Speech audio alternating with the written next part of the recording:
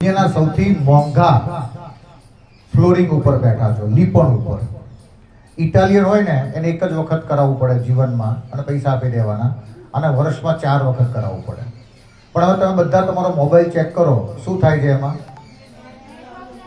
Network નથી ને. હવે તમે બહાર જશો ને તો તમારું મોબાઈલનું નેટવર્ક આવશે. જ્યારે તમે ગાયના છાણા ઉપર બેઠા હોય ત્યારે તમારું મોબાઈલનું નેટવર્ક ઝીરો થઈ જાય, એટલે રેડિયેશન ઝીરો થઈ જાય. એટલે જે નેગેટિવ ફ્રીક્વન્સી છે જે આપણા શરીરને ડેમેજ કરે છે એ ગાયના છાણમાં એબ્સોર્બ થઈ જાય. એટલે ગાયને કહેવાય ગાવો વિશ્વસ્ય માતરઃ.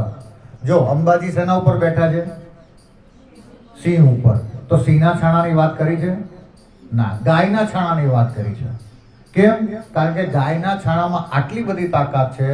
આ લીપણ ઉપર તમે બેઠા છો, એ લીપણ તમારા મોબાઈલનું રેડિયેશન ઝીરો કરી નાખે. તો તમારા ઘરમાં એક ગાયનું છાણું ક્યાંક હેંગ કરી દેજો, લટકાઈ દેજો.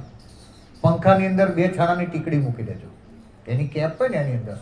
તો તમારા ઘરમાં નેગેટિવ જે વાઇબ્રેશન હશે ને એ એબ્સોર્બ થઈ જશે, અને દર મહિને બદલી નાખવાની.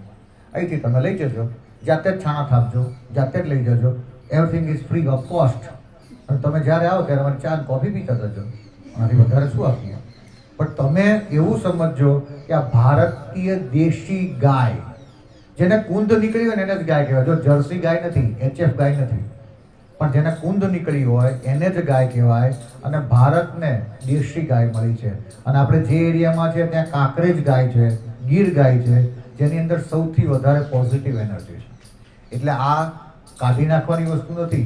આપણા સંસ્કૃતમાં એક શબ્દ છે, ગોબરે વસતે લક્ષ્મી. ગોબરમાં લક્ષ્મીનો વાસ છે. કેમ? કારણ કે આના ઉપર બેસો ને તો તમને શાંતિ અર્પણ થાય, બધા વિચાર શૂન્ય થઈ જાય. તમે એક માર્ક કર્યું, અહીંયા તમે જેવા આવ્યા છો ને તો તમને શાંતિ પ્રાપ્ત થશે. આજે તમે અહીંયા છો અને આચાર્ય, વિદ્વાન આચાર્ય આપણને મળ્યા છે.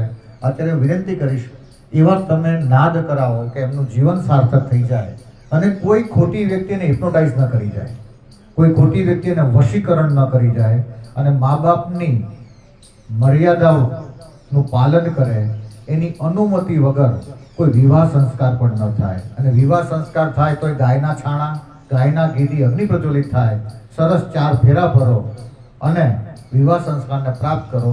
હું આચાર્યને કહીશ કે એવા મંત્ર દ્વારા તમને આશીર્વાદ અર્પણ કરે.